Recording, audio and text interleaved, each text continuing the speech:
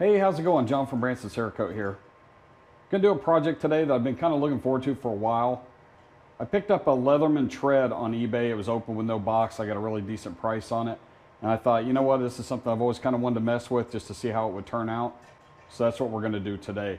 I've already got it degreased, sanded down, gassed out, and ready to go. The base layer I put on there is Graphite Black.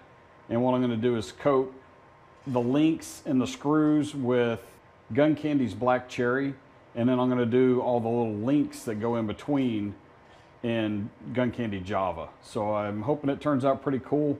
If it does, I'll probably just toss it on eBay. It's not something that I would particularly wear. It's pretty heavy. But it was a kind of a cool project and something I've been wanting to do. So from here, I'll just be basically spraying on camera. I won't really be talking anymore. But we'll have some pictures at the end of the finished product. As always, don't forget to like, subscribe, comment, and share. And see us at BransonCerakote.com for all your stencil needs. Thanks a lot.